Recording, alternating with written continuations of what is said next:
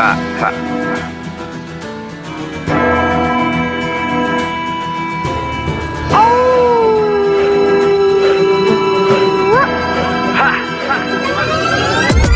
Shields and swords, feel the wars, fighting my blood down to the core. Warriors from medieval age, fear the reign of night brigades. Crusades into the room, moving through the temples and tombs. Scared and placed, prepare to face Professor Awesome and the minions of doom. Professor Awesome and the minions of doom. Professor Awesome and the minions of doom. Professor Awesome and the minions of doom. Professor Awesome and the minions of doom. Professor Awesome and the minions of doom. Hello, minions, and welcome back. I've been receiving a lot of very angry hate mail, a lot of nerd rage out there because of particularly my review of Star Wars, The Last Jedi.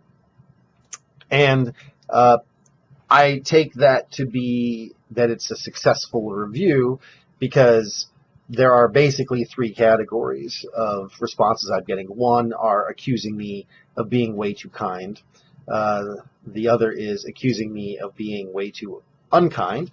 The third one is accusing me of having any variety of weird political beliefs, and that is the thing behind my review.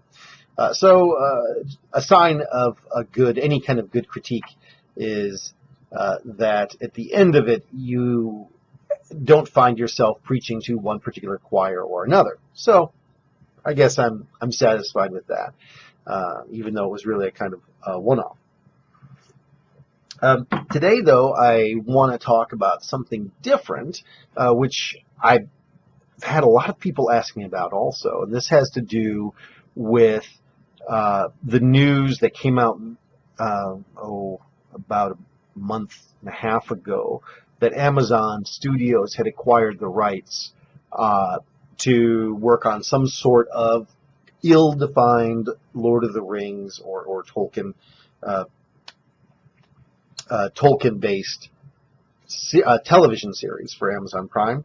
They acquired the rights from HarperCollins and the Tolkien estate, which was a little surprising. And so I think that everyone's still trying to figure out whether this is good news or bad news. A lot of people come with preloaded opinions on these sorts of things, but largely the news is so vague that no one quite knows what to make of it. We'll have time to be either become sycophantic fanboys or enraged nerds later on when we get more news. That being said, I would say that in terms of nerd culture, there is no group out there that can get themselves more in a froth than the group that I like to call the Tolkienistas. I have published on Tolkien myself. Obviously, he's a medieval scholar, and this is another field I followed. In many ways, I don't think there was a point where I thought I want to be a medieval scholar like Tolkien, but in many ways, he influenced me to do what I'm doing. So, in everything I've published, if I give even faint praise, if my praise is not vehement enough for Tolkien, I'm going to get something angry from the Tolkienistas. So I'm certain that group is out there and ready to be angry. So I want to talk a little bit today, and Tolkienistas, feel free to send your hate mail, about this idea and whether I think it's a good idea. People keep asking me, do I think this is good news or bad news? And there's a couple elements to this that I want to kind of separate out. The first one, I keep hearing about this idea of the Tolkien estate selling out. And no doubt, to be clear, Amazon wants to do this because they want to make a lot of money. There's no other reason that they would do such a thing. And for them, of course, there's all sorts of cross-platform things that they can get the book selling again, et cetera, et cetera, et cetera. But they just want to make money. That's really what they want. They're not sitting there thinking, how do we enhance the Tolkien mystique? But that being said, if I ever produce something which, against all odds, were to become some sort of cultural phenomenon in the way that Tolkien's fantasy writings have become a cultural phenomenon. I just have this message for my children, my grandchildren, my great-grandchildren. This is the message about my artistic vision. I want you to sell out. I want you to have money off of the thing that I did. Now, when I'm alive, whatever this imaginary thing that I did might be, I might want to protect it in certain ways. But once I'm dead, I'm not there to enjoy that. Enjoy having a gold-plated jet ski, grandchildren, because I want you to have those things. So feel free to sell out.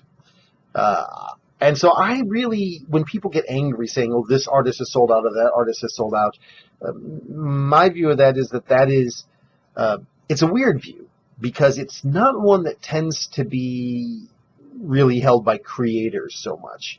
Sometimes wannabe creators, but creators know that it's hard to make money doing the thing that you do. And that when you create something, the ability then, if that makes money, this just produces more ability to make more things, to produce more things, to continue doing the thing that you love or that you want to do. And it's weird. It's a weird kind of complaint, because it tends to be a complaint of the consumer, basically saying, I have this vision of the thing, which I think, using my psychic abilities, is the one that the creator had, and or had at one time, and how dare that creator or their children then sell out on this? But you're the consumer. You're literally the person to whom these things are being sold. So it's ironically an argument that kind of undercuts itself. I think if you want to take a kind of Bill Watterson's approach and say, as a creator, I would not do that, fine. But I don't think it's really great to go criticizing other creators for doing that. And, Tolkien obviously was very protective of his work. Christopher and the others running the estate, the literary estate, have been protective of his work. And that's fine. They are welcome to do that. And I don't think they should be criticized for that any more than they should be if they say, well, now we want to make some money off this. We want to sell this thing. So that little sermon about selling out aside, okay, so what could this thing look like, and what would be good and what would be bad? So I guess my general thoughts about what would be a generally good approach and generally a bad approach break down to whether to use three categories. One is existing stories, stories that are implied in the texts, and then stories which are just generally set in Middle-earth. And obviously, the big caveat here is any one of these three categories could be done well, and any one could be done badly. So, take these as all things being equal, what would be best and what would not be best. And I would think that the best thing to do would be adapting pre-existing storylines. Things from Beren and Luthien, things from the Silmarillion. These sort of pre-existing storylines that have not been previously adapted into film of any kind. I think that is probably the strongest approach. Now, if you're Amazon, you're thinking that you might be thinking that that's a good idea, but the truth is that as intellectual property, those things don't really have the same kind of cultural cachet. I would say, if I asked someone, have you ever heard of Lord of the Rings? Most Americans would say yes. If I said, have you ever heard of the Silmarillion? Most Americans would say, what's that? So financially, that might not be the best idea. So I'm just really talking artistically. I think that enables you to sort of keep with the general sense of what Tolkien wanted, and those are self-contained stories.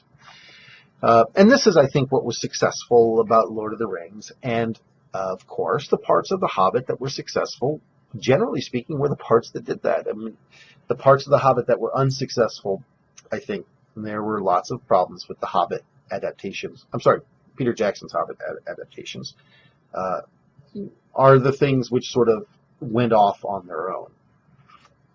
Again, there are elements that you could change that would be artistically wise, but all things being equal, I think you want to stay with the pre-existing stories. Now, next down in terms of desirability are what I would call the implied stories. This is the young Aragorn.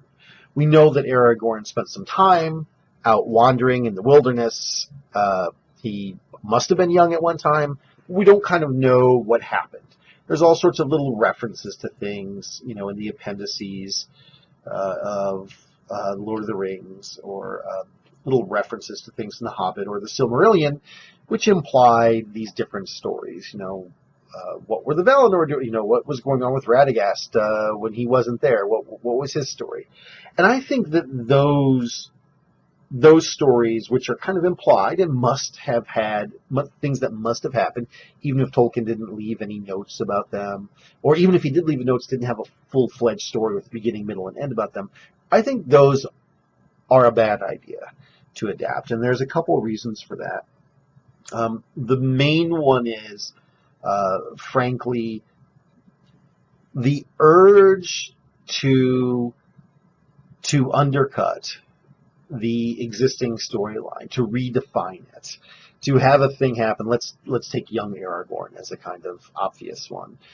To have a storyline in which something happens with young Aragorn in your series that then causes us to reevaluate something that happens later on in the Tolkien story, to do a kind of postmodern take. It's almost irresistible. And in this case, I think it's a thing that needs to be resisted. And I don't think that that most creators would be able to do that. And so the truth is, I think there's more room for misstep in there. What must this imply? What must this have said? What happened in the generation of this going on? What was let's talk about Isildur and, all of his adventures before he got the ring. And, there are all sorts of ways in which this could go very wrong. And mostly it's because it's not pinned down to something particular. You have to make sure you don't kill characters who need to survive to later on. But that's not a necessary. But except for that, you have a lot of things that you could do, which end up being not Tolkien. And that's fine to produce something, as I'm going to talk about next. It's fine to produce something that's not Tolkien, but the problem is you've brought people in with the cultural knowledge of that existing intellectual property. And if you're going to tell the consumer this is the intellectual property you're going to be receiving, you need to give that to them, not give them something else. And the third category of thing that I think is a bad idea, it actually is the one that is most likely to produce something that is good art by itself, but it's, I think, a bad idea, are stories just generally set in Middle-earth. They're not things involving existing characters. They're not battles or things that are implied in the stories. They're rather, the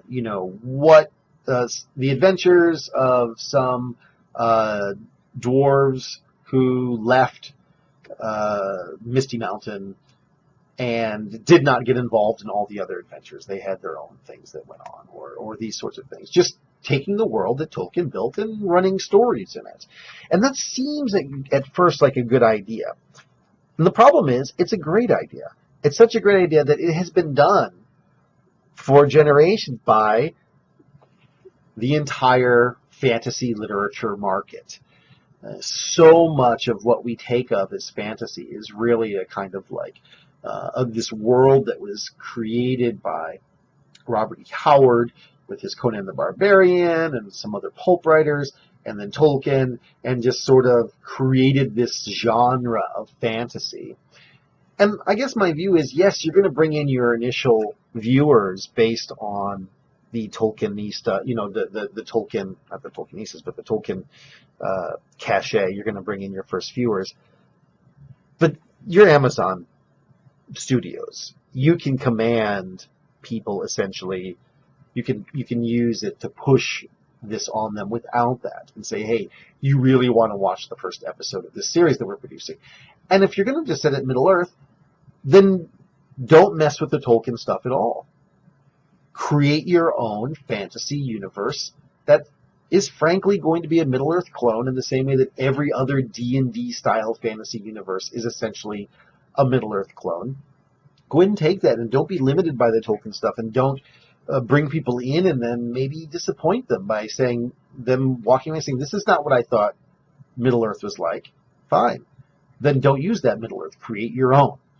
And then people come in without that expectation, and you can build the world in the way that you want to build, in a way that also has a kind of artistic integrity and manages to make money, which is ultimately what Amazon wants to do, without then potentially sullying a different series or being problematic with something else. And so,